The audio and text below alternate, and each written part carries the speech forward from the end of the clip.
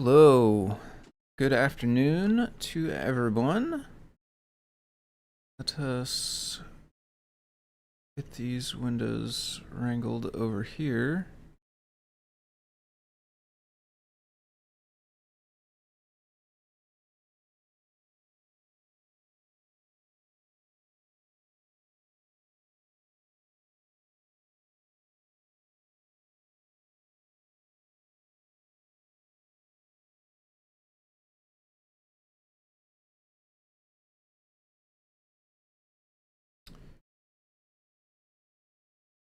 This, oh, that was weird. Okay.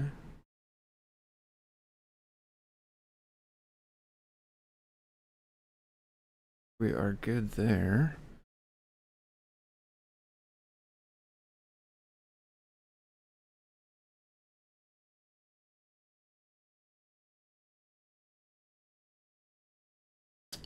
What is up, Yano? Nice to see you today, my friend.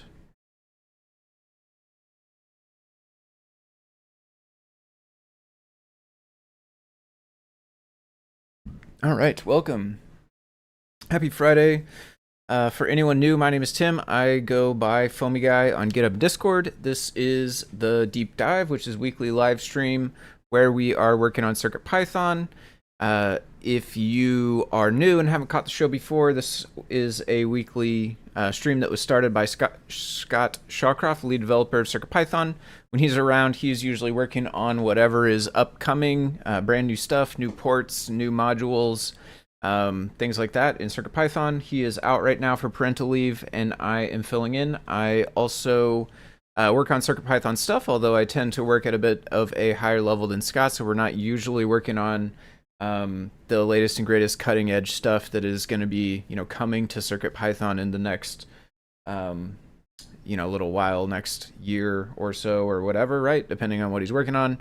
But I do still get into the nitty gritty of code and stuff like that. So if you are looking for some software development, CircuitPython, microcontroller fun, you are in the right spot. Hello over on YouTube, over on Discord to VP Tech Ops and some nice. Nice to see you all today. If you are in fact new and you don't really know what it is I was just talking about a minute ago, you can learn more about this project at the main website for it, circuitpython.org. This is basically a version of Python that runs on tiny computers called microcontrollers. Typically the way this works, you plug it into your computer, it shows up like a thumb drive. You can edit a Python code file on that thumb drive. When you save it, the microcontroller here will actually it will actually interpret and execute the Python code for you. So if you want to learn more, circuitpython.org, come join us on Discord, which is linked down that way, adafru.it/Discord. There's a CircuitPython dev channel. There's a help with CircuitPython channel, and there's folks who are always willing and interested to chat about all things CircuitPython. So today, I am diving right in on the PyPortal I have loaded up here on the camera. I am trying to pull some data from Adafruit IO, and then we want to plot that data onto a graph, and then we'll see how far we get. Maybe we'll do some more stuff with it, but it will depend on how far we get. So this is a PyPortal. It does have Wi-Fi, but it's through the ESP32 coprocessor. So I just have the simple test here for Adafruit IO. I did disable this part, which was generating a random number and sending it to Adafruit IO, and then it was just getting back essentially the same random number. But I have disabled the part that is sending the number because I already have another device here that is sending some data. The temperature feed is the one that was pulling data from. I think eventually we'll switch to humidity because it's like got a little bit more going on. Although it's a tight range still anyway. There is one outlier here. This was the random number that it picked. In fact, why don't we go delete that one? Do we want to delete it? Let's just leave it alone for now. Maybe it'll serve as a reference point or something. But That one was randomly generated before I realized the code was going to do that. The rest of these are all coming from a temperature sensor on another device that I have running over that way, off camera. So we want to chart this stuff onto the display. To start with, I'm just going to make sure that it correctly pulls like the latest value, which should be 7794, it looks like. I have a dir here because this was trying to access esp.ssid, and I was getting an error that says that doesn't exist, and indeed doesn't seem to exist. Maybe... So, I mean, one thing we could maybe do real fast is, like, it'd be good to fix that, because that was from an example. Maybe AP info, I guess, is where it's going to be at, right? Info. We did get the data right there, 7793. I am going to follow this this rabbit hole as long as it doesn't go too deep, just because I don't necessarily like the fact that there's just broken example code out there. So maybe if this is super easy, we'll try to fix that, and we'll go back to charting this data. I don't think this should be too hard, hopefully. So we just get AP info. I'm guessing that's going to have SSID and like RSSI, maybe. Actually, that SP, so it actually has quite a bit of different. I mean, it's mostly got all the same stuff. Did I not save? I didn't save. Okay. You have to save the code. Would like the new version to run. Okay, there we go. It does have SSID and RSSI. Okay, so I think those probably just got moved. We can super quick, super easy fix that real fast while we're here. I think Adafruit IO.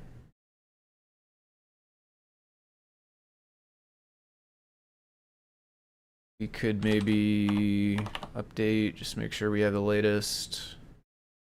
Whoops.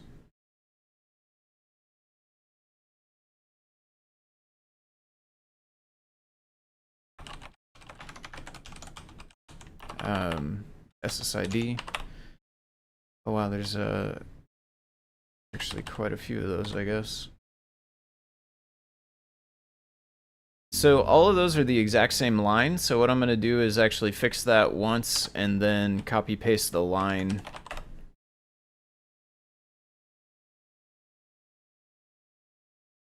I'm not sure, like,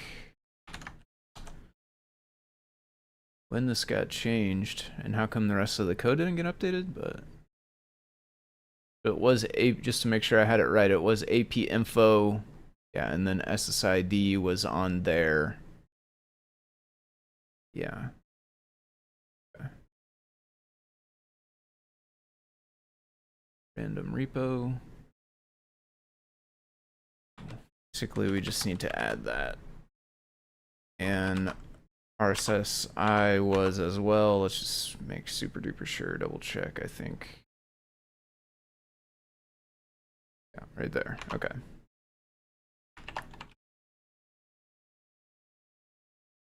Oops, I accidentally copied instead of pasted.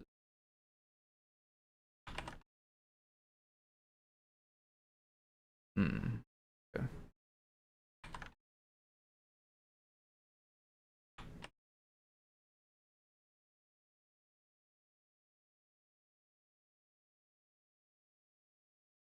Wait. Why is there a simple test ESP32 spy when like all of these are ESP32 spy? That's interesting. I guess I would have assumed like if it was calling out ESP32 spy, it would be because the rest of them were made for core networking, like ESP32S2 and S3 or PicoW. Make sure we got them all. What? Oh, I didn't save again. You would think I would learn that lesson. Okay, there we go. Yeah, we got them.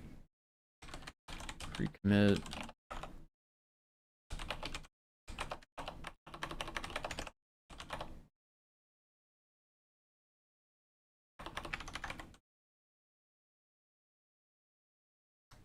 the quotes in the wrong spot. Really, I'm like making a commit message, not a branch name anyway.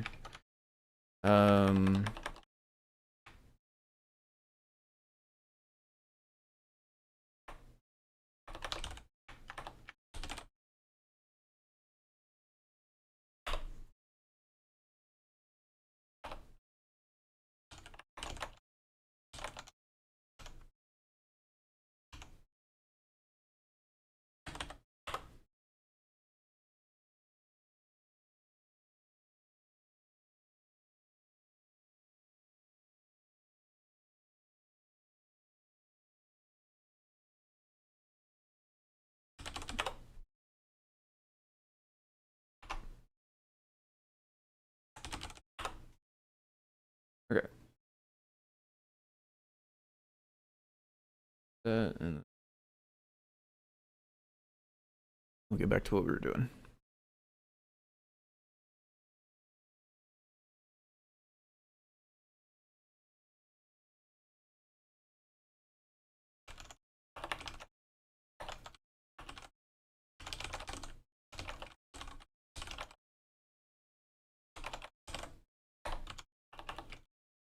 Subject. That's the name or whatever.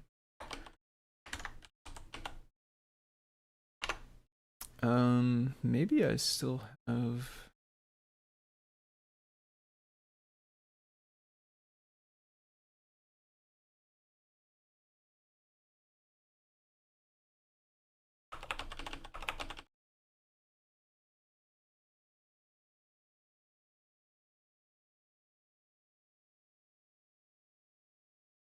Okay. So for plotting, I think that we have sparkline. It's basically a line graph, and I think that's in here.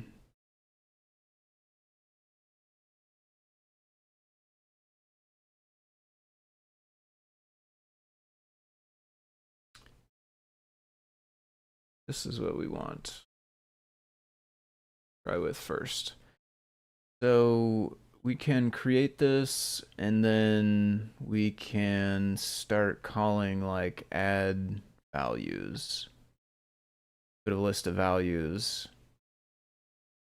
We'll plot them, and we can tell it how many are maximum.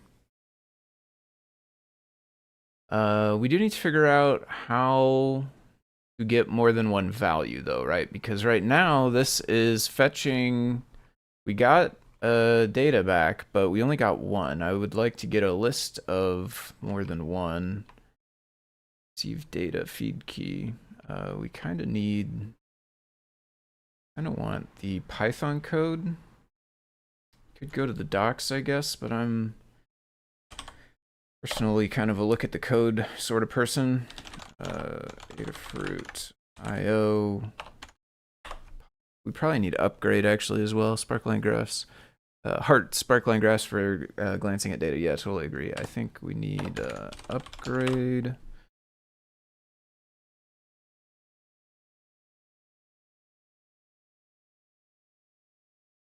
Wait, because now the IDE wants to sync all the files again. I think so. HTTP. So we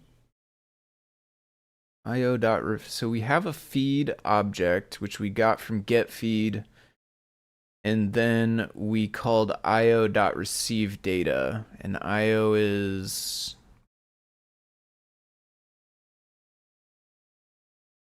IO HTTP instance.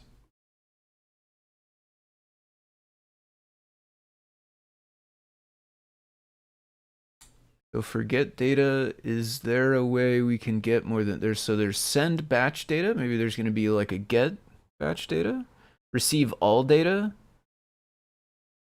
That sounds promising, although I don't know if we really want all per se. Receive end data, that sounds even better. Get the most, yeah, that's exactly what we want. Get the most recent values. Yeah. Yeah. So let's say, I mean, right now this is this is taking readings, I think, every minute, but ultimately in real use, I would probably slow it down.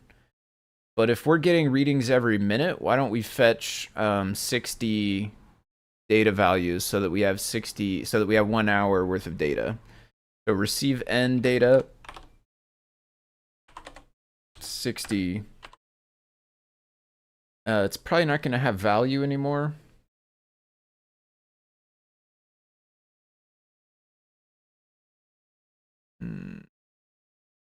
Yeah, I'm not sure. It's probably not going to have value anymore, so this is probably going to crash. D8. List. So yeah, it's just it's an actual list now, not a well, it might be a list of JSON. Let's just print receive data and see what we got. I had a question about IO HTTP. Is there an equivalent IO MQTT publish multiple? I do not know. Let's look.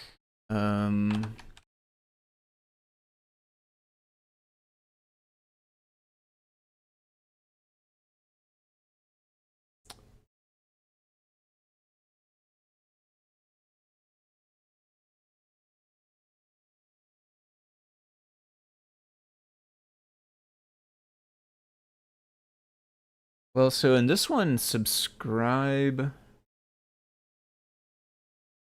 So in this one, the get data works differently, right? Because you subscribe and then you would get a callback, or you would set up your callback and then you would subscribe, and then your callback function would get a call whenever data is available. So that part definitely is different.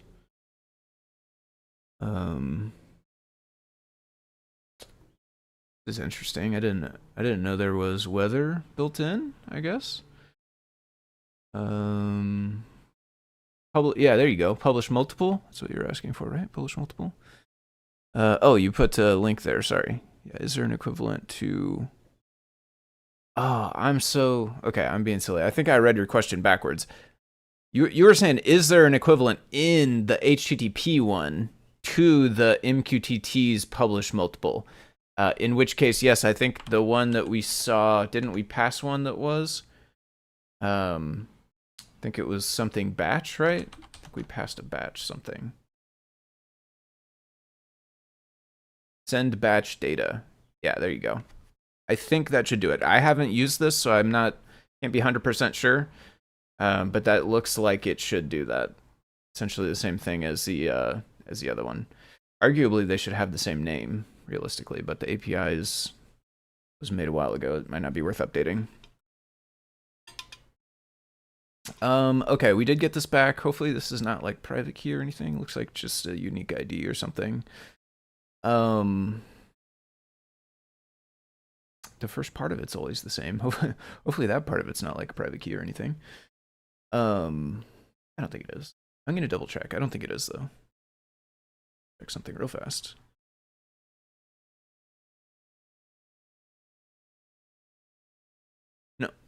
No, it's not part of my token at all. Okay. That's probably just randomly generated. Maybe the first half is related to my account, or maybe it's just incrementing because it's like so long. Maybe it's like incrementing numerically and the end is the only thing that's going to move because it's so big. But we do have a list of data. Each data we can go through and get the value, what we want. And actually, does the sparkline, can it take when you add data, do you give it a list of floats? Okay.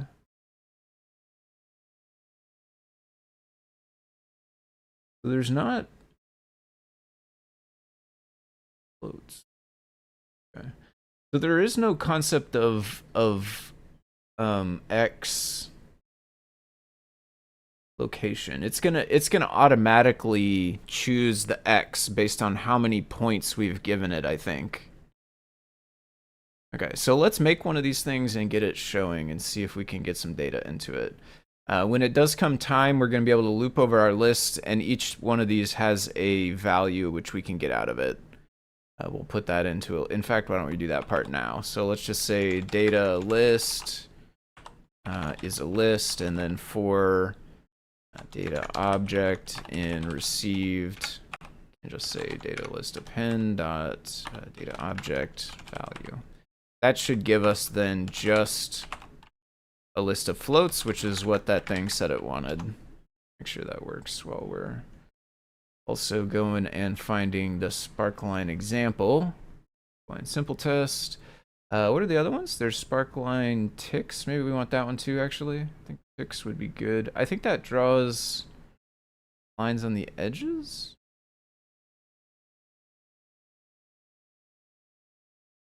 Correct sparkline? Does it need both of those?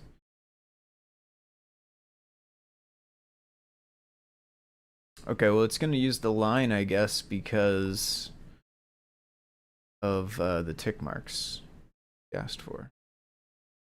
We'll do it with tick marks first. Maybe we'll come back and take them back off. I'm not sure. We don't need necessarily all of this because our display is built in, and this code has some like display setup stuff. Yes, that's correct. I think batch data is a single feed. Oh, does the MQTT one let you publish to multiple? I didn't catch that. If it does, yeah, that one's definitely taking a single feed. For now, I do IO send data for each feed / value. Maybe this doesn't do, or maybe this one does.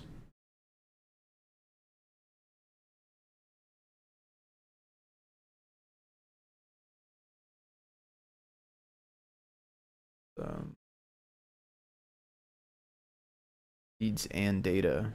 Yeah. Interesting.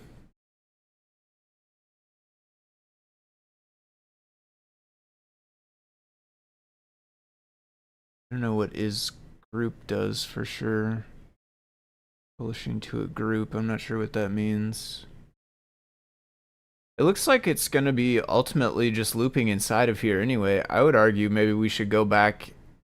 Well, I mean, realistically, I would argue that these two functions should effectively do the same thing and have the same API pretty much. So if it were, you know, or up to me, and if anyone's interested, definitely we would entertain, I think, a PR to the HTTP one to make it also allow you to specify multiple feeds using the same API. So whatever kind of list that MQTT one is expecting, we could realistically make the HTTP one expect the same thing. I think, again, if it were up to me, which it's not entirely up to me, so that's my take on it. If you want the other type of multiple, look at groups. Oh, the group endpoint has a batch version too, which accepts data from multiple feeds in that group. Okay, so it sounds like groups are a way to kind of put multiple feeds together. I haven't played with groups yet, I don't think. Only feeds and dashboards mostly. Might be another multiple one for any feed and any data, but I'm not sure it's in the library. It's just an API endpoint. Oh, okay, so maybe the API handles it. Maybe the API will let you, but not into the CircuitPython library yet. So that's another thing. If you might check the Adafruit IO API docs, if there's a page for that, maybe you'll find an endpoint that supports it. And then if you wanted, you could add it to the library. I think it definitely makes sense to have them both support the same if we can. Did this print? Okay, I have this printing the other thing still too. Yeah, there's our floats. Okay, so those are good. Let's get the rest of our sparkline code. So we can skip all of this. Care about this stuff. We already have the display. Start with just this stuff.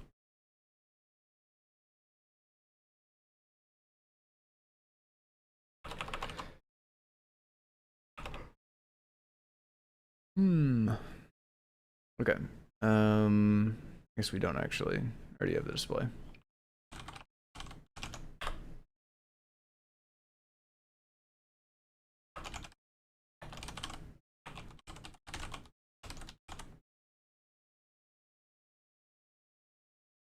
We might need to update. In fact, I probably should just update CircuitPython anyway. Here.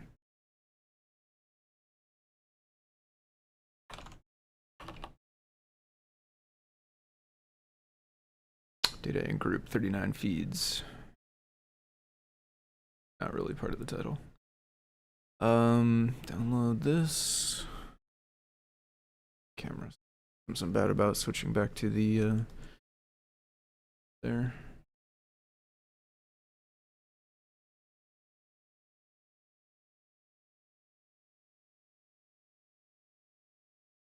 Oops, I didn't really want to close that.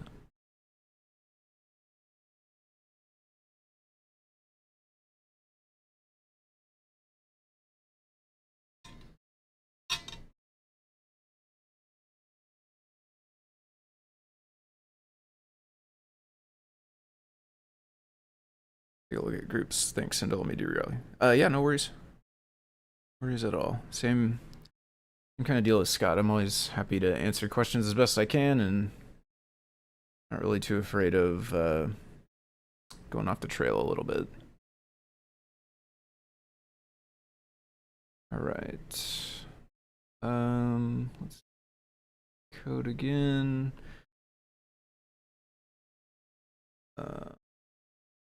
Oh, that's unfortunate. I copied some of that stuff in and then didn't actually save it, I guess, so we lost that.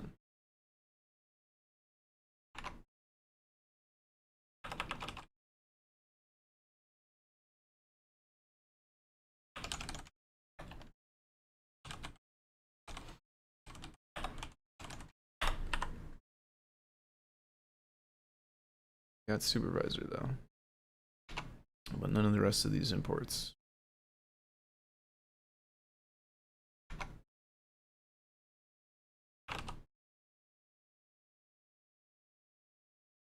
Terminal IO.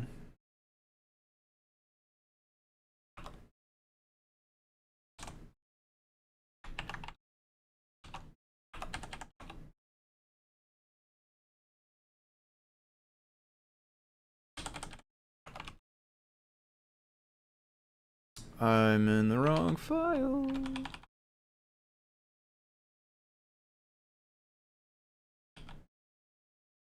Where even am I? Adafruit IO weather?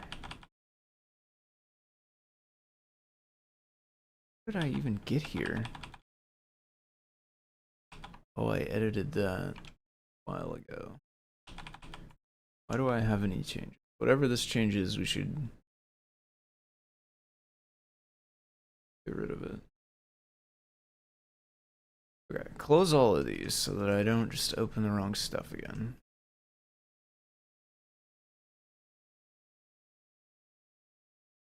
Do I still have those things? Of course not. I then went back and changed a bunch. Okay, we do not have supervisor. That. Also, again, do not have all that stuff now because I copied the into place. Background bitmaps. I don't know if we need a background bitmap. What is that doing?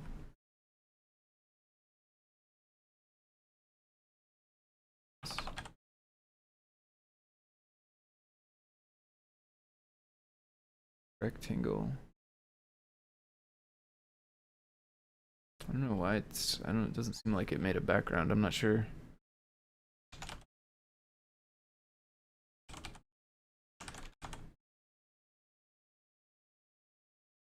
Oh, I feel like I've done this before.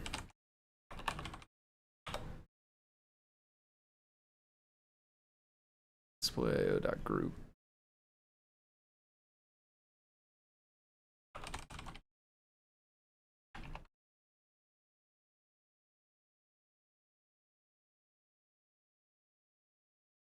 Okay. We should be able to go like sparkline, add values, and we actually should be able to just do data list, I think.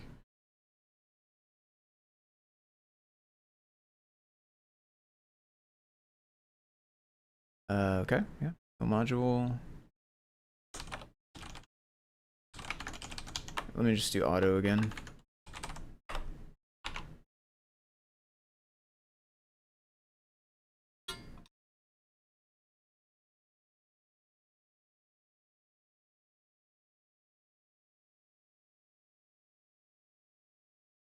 I could turn that off.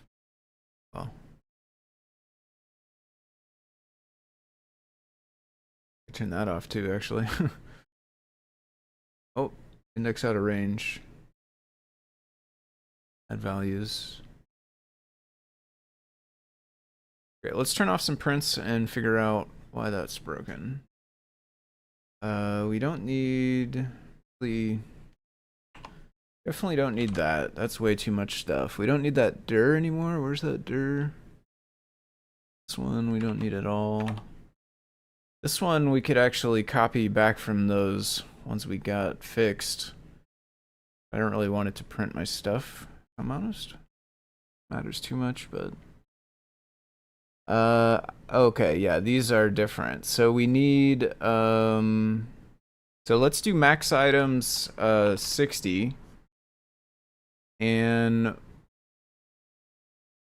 we'll say -10 to like 120-ish, because this is, in my case, I'm pulling the temperature feed, and in my case, it's stored in Fahrenheit, and in my case, it should hopefully not be outside this range.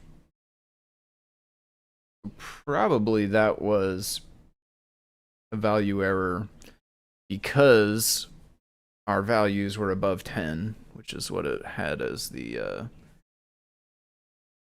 value. But it does, nope, it still says this. So sparkline 175. I should have probably done pi again, but I think not. Let's get this with Python so we can see the code.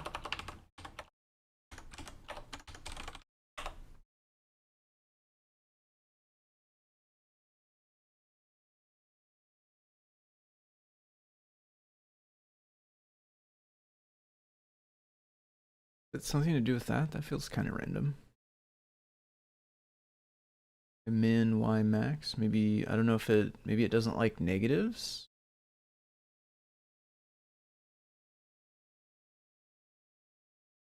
FYI, this project receives Adafruit IO feed data as well as AIO weather information. It was my first attempt at using AIO throttle limits. Very useful feature. Oh, nice.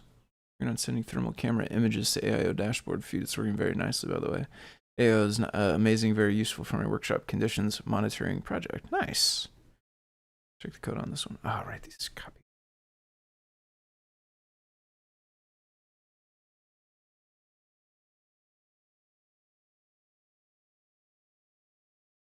Oh wait, do I just need to scroll? In this one I have to scroll.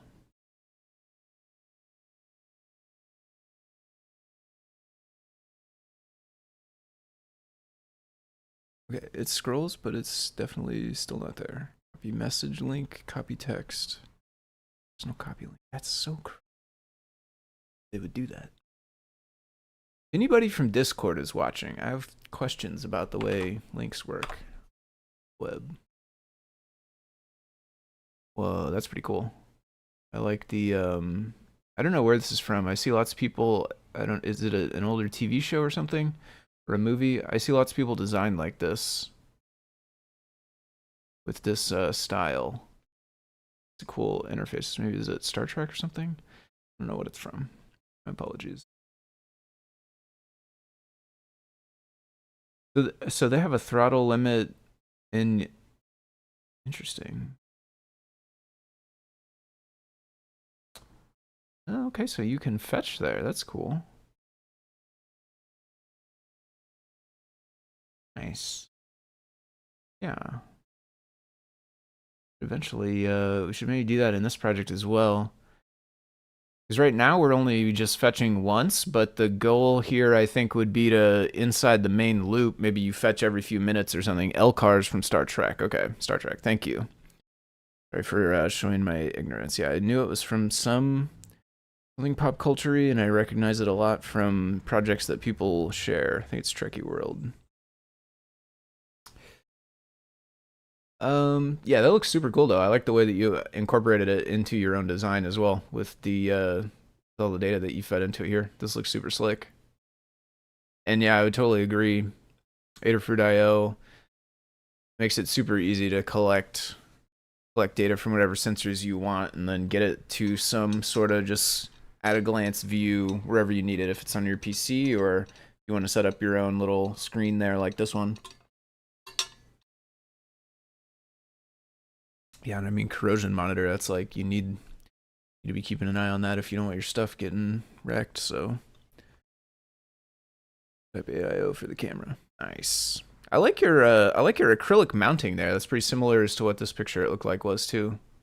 I like the way you have that kind of like bent up and then screwed in as kind of a nice viewing angle for the tablet stand deal. That's pretty cool. Okay, I think did it say 175 right for the 175 add values? So what's going on there? There we go. 75. Tops I. Enumerate the values. If the value's not none, so it says value error index out of range. So Y tops, Y maxes copy. Y mins, Y maxes. Lower range for the Y axis per line. Set each to none for auto range. Maybe we should do that. Oh, it takes two thing. Wait, what did I pass? Wait, this is a different this is a different thing. Wait. Why do we have Y mins with an S? Y mins, Y maxes, and this is expecting a list. But we have passed in Y min and Y max with no S as a single value. But didn't I copy this from here? This code not run? Did I ever run this? I don't think I ran it. Run? Display shapes, sparkline ticks. I'm just gonna paste it as that.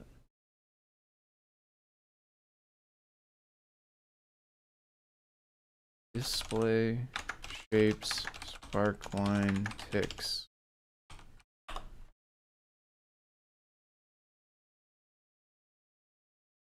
Wait for the files to sync.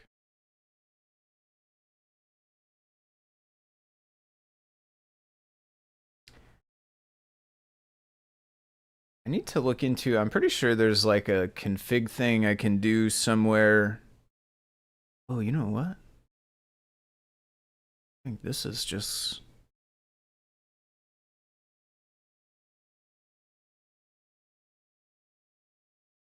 very weird has happened, because now this is like it tried to run code in the REPL, but this is like not reacting.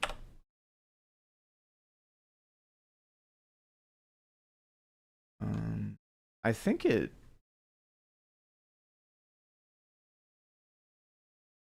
might have pasted this into the REPL or something, and then just like got all crazy.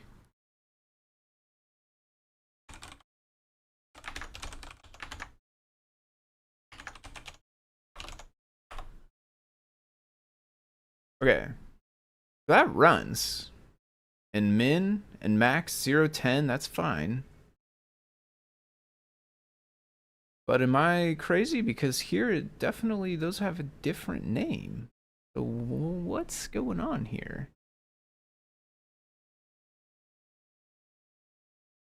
What you scrolled past in the browser looked like it used the singular x min. Yeah. Yeah, this one totally does. So this is the example code, sparkline ticks example. And it sets... So, well, for one thing, it sets Y min and Y max. Okay, yeah, these are both Y as well. But then that's mins and maxes.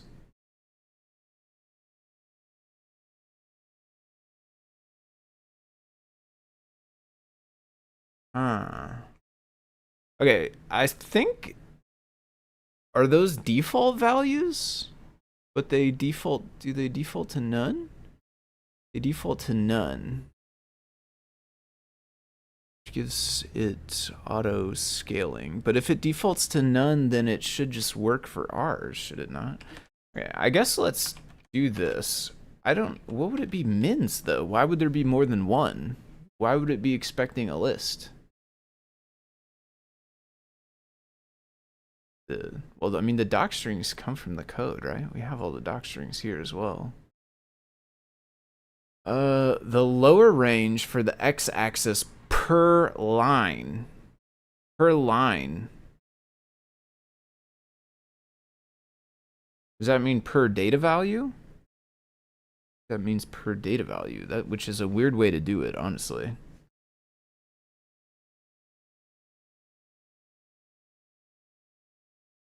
Is something else like doing x min? I mean y min, but no s, or is only...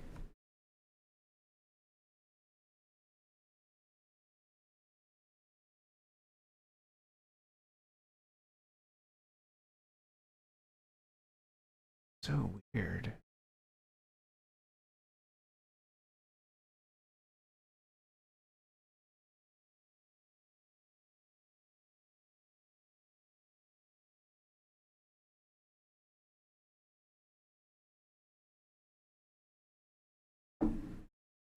Does it die on the first one?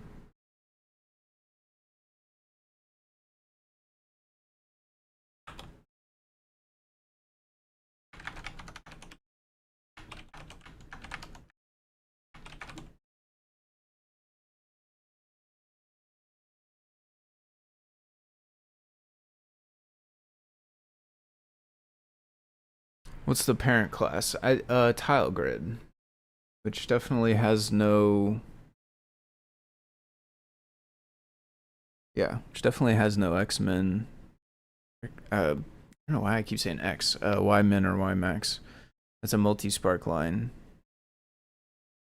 I think multi-sparkline is the only one, isn't it? I think it's just called that because you can add more than one. Oh.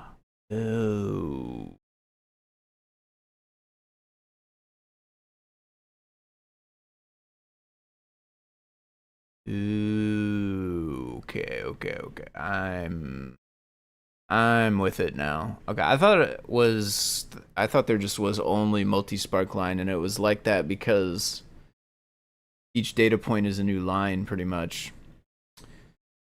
Okay, so I have sparkline, which does take singular, and then but this is still weird though, right? Because that's sparkline.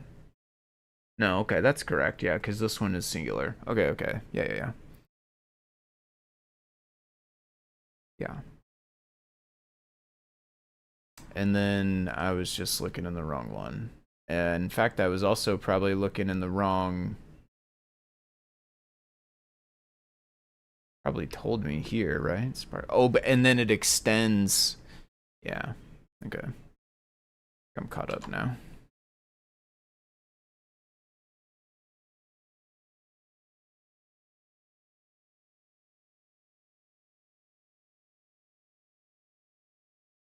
And then I gave it an unexpected keyword, so we didn't actually see our print last time. Oh, interesting. It failed on the first one.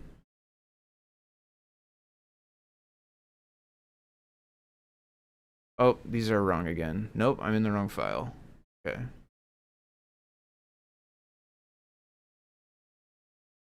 So this is making a sparkline, not a multi-sparkline, and it is sparkline.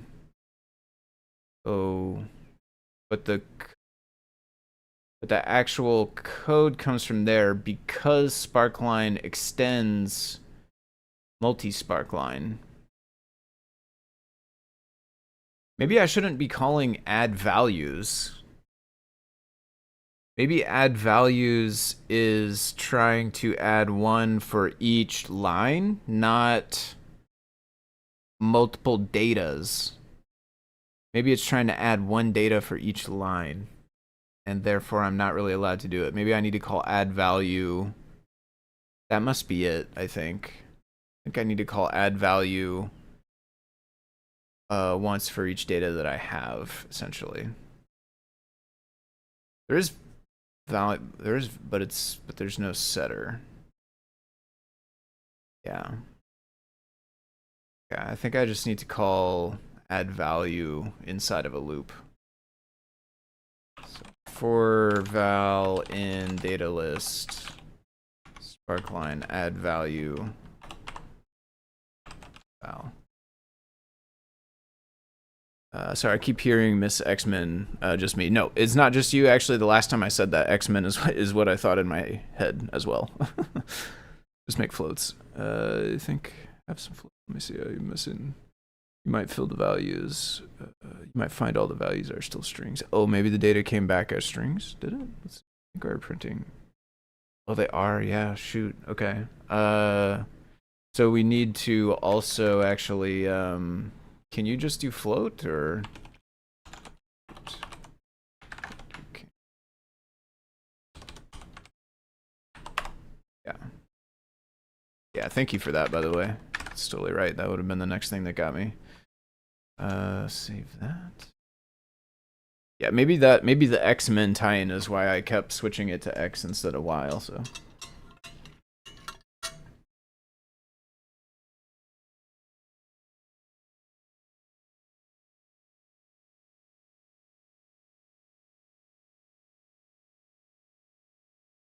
Okay. We could probably turn that back off.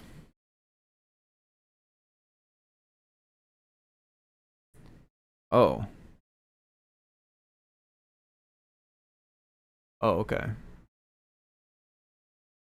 Oh, cause so it has to erase each line. It basically erases the whole thing every time you add a value because it shifts further over, essentially. It tries to plot all of the data it has evenly. And so when you add the first value, it goes to the middle, and then when you add the next value, it tries to like split evenly. And so as you keep adding values, it's moving where the rest of the values are at. So there is our one anomaly there, which was like the random data. This one.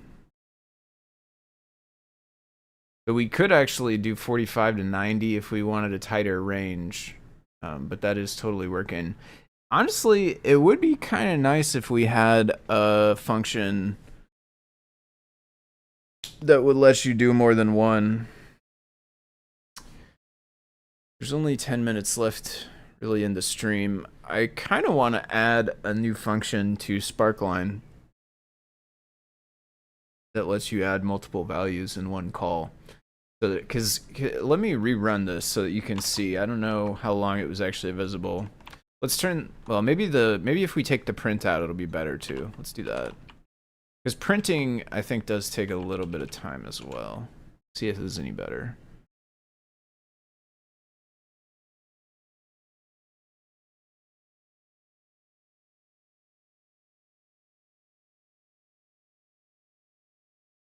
There's our data. Yeah, so it's doing this like weird sort of jumpy thing that I don't really care for.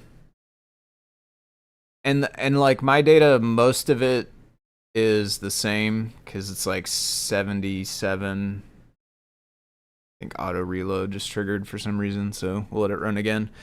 But my data, most of it's the same because it's just from a temperature sensor that's been sitting inside my house, and the temperature doesn't vary that much inside my house. This, you know, today it didn't. It depends on the day and other stuff, but like today it didn't happen to vary that much. So this is mostly just shooting a line straight across until it finds that one random value that was like 45 or whatever. So like by the time it gets to the end, it works and it looks good. But it would really be nice to not have all of the flashy craziness going on there. Just take a peek inside of here. So that one's just saying, okay, there is an update. Okay, maybe I guess that's the that's probably the prescribed way to do this. The prescribed way. It might still be like, I think it would still be kind of nice if there was a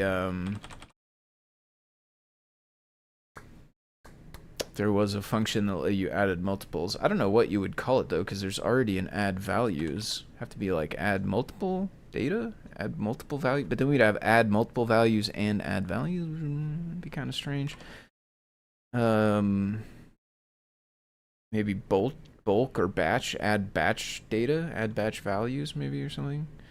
I think what I want to do is like update false, but then really what I want to do is like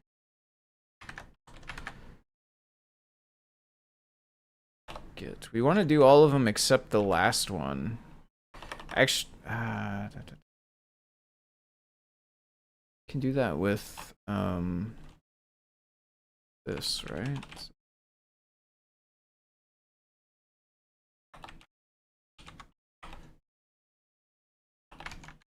That? Yeah.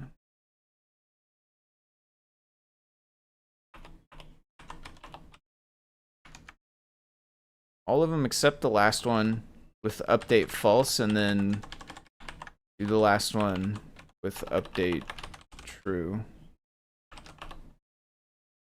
Data list, last one.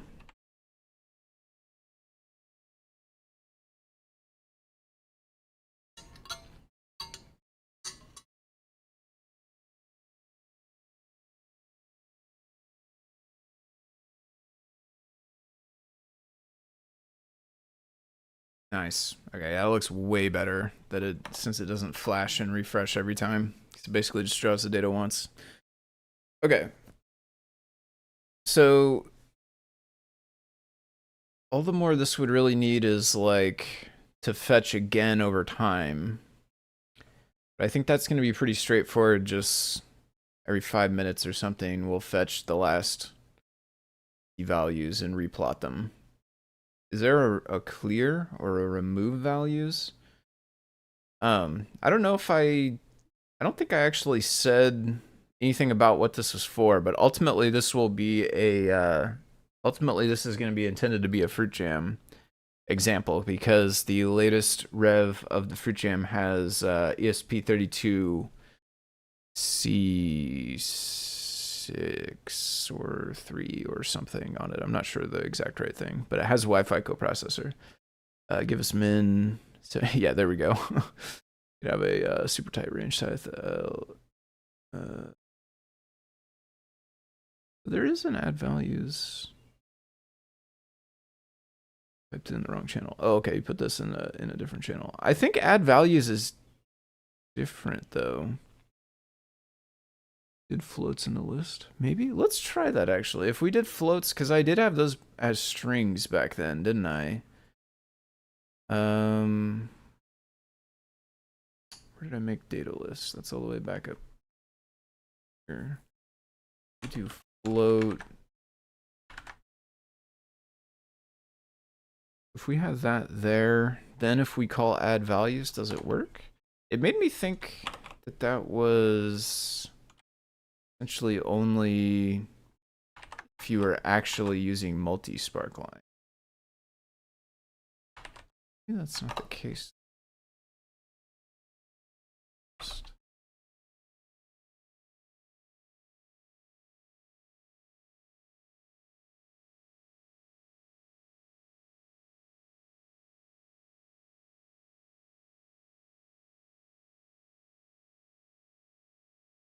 Yeah.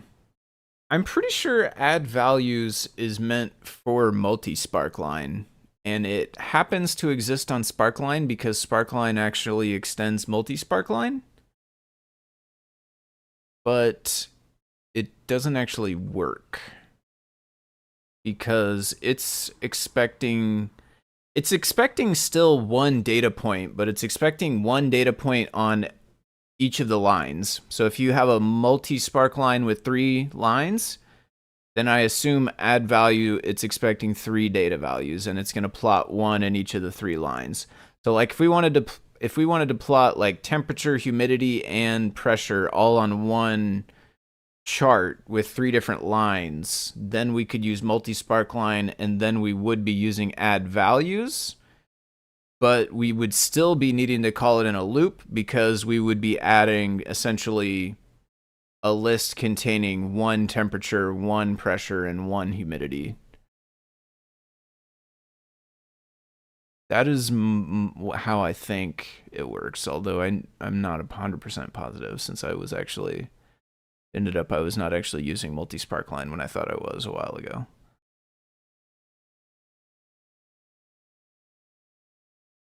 Oh, there is an update method as well, actually. So that's even easier. We do go back to this code.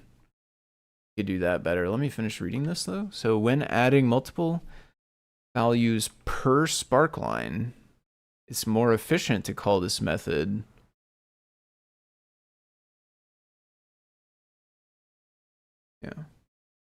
but per sparkline.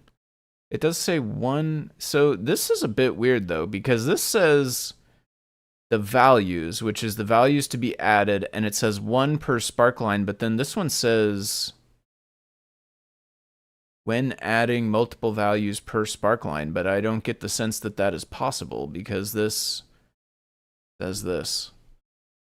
But maybe the wording is just a bit off. In any case, I think what it's trying to say there is like this, we could do it a bit differently. We don't actually need all of this nonsense. We could just loop over all data list. These are already floats now, actually, because I put them in the floats up there. We could say update false on all of them, and then instead of having to add the last one and do update true, it sounds like there should just be an update. And that should work the same, I think.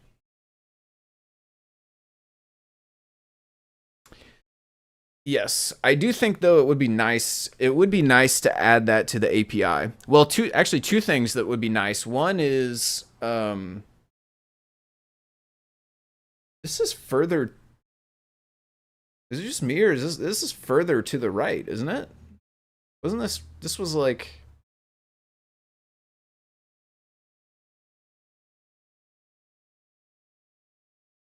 it's me, or is it further to the right?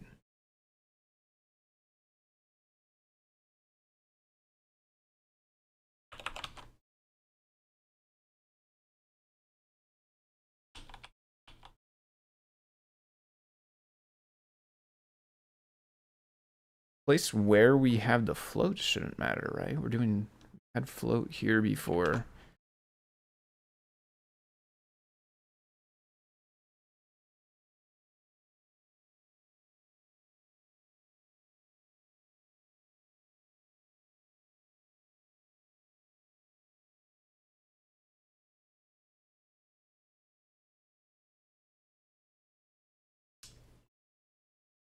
Oh, I think it's because new data is always going in, but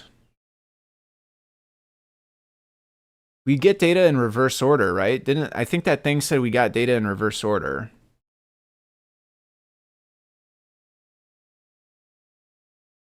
Which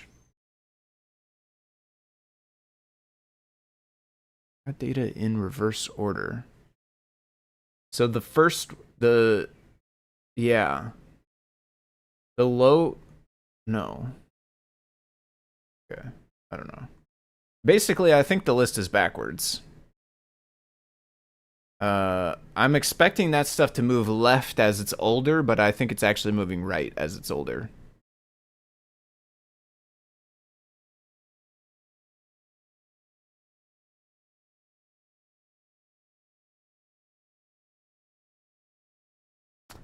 One thing to check too is, do the oldest values in the sparkline, they should end up to the left, I think. Positive, but I think.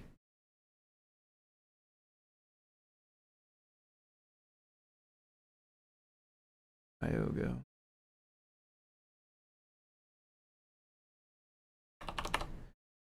What was it?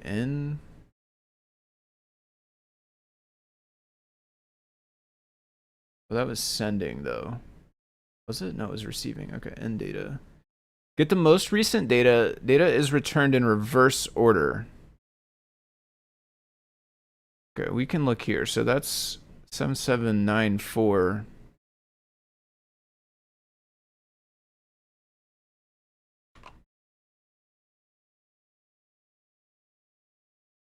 Okay, so 77288, that was there.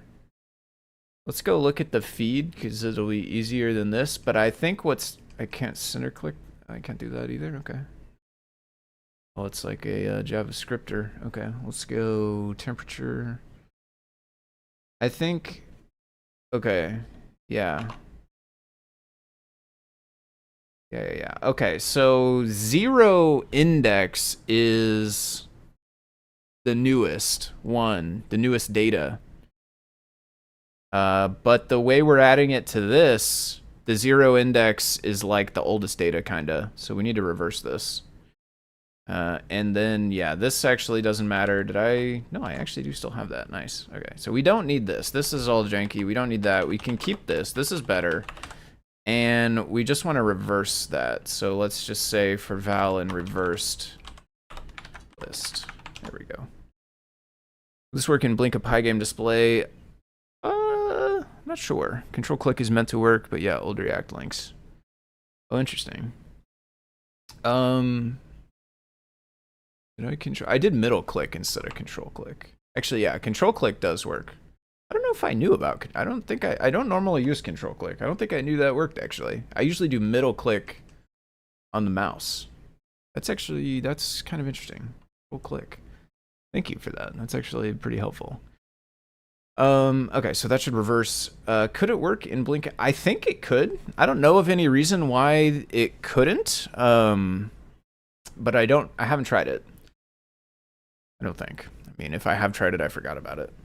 Okay, we are a couple minutes past time though, so I will wrap it up for here. I think we got this figured out. Unfortunately, actually, it is we can just barely see the end of it right there. So it is now older stuff would be correctly moving to the left. I'm glad we left that random weird value in there actually. Okay, so yeah, next couple of steps for this, once I do get the next prototype will be, maybe it would be nice to plot all three, temperature, humidity, and pressure, although I'm not sure. Maybe I'll ask Lady Ada if she wants to do multiples. But definitely we want to fetch, every couple of minutes. We'll do that. Definitely it might be nice to have some other labels or something so we could add that kind of stuff there. But yeah, overall, this is working pretty good. So I will wrap it up for now. Thank you to everyone for watching. I will be back next week, as far as I know, at the normal time for Deep Dive. So 4 p.m. Central is how I think of it in my head, because I'm in Central Time Zone, but it's usually billed as 2 p.m. Pacific over where Scott's at, 5 p.m. Eastern, where Adafruit's based out of. On Friday afternoon, we'll be here for Deep Dive. If you are interested in this kind of stuff, CircuitPython, development, things like that, you can find me over on my own channels on Twitch and YouTube. I usually stream on Saturday mornings at 10 a.m. Central Time, working on similar sort of CircuitPython-y type stuff. So if you want some more, I'll be back doing that tomorrow. Otherwise, I will bid you farewell for now. Thanks for hanging out. I hope everyone has a good rest of your day and a good weekend and all that. And I will see you all later. Thanks and goodbye.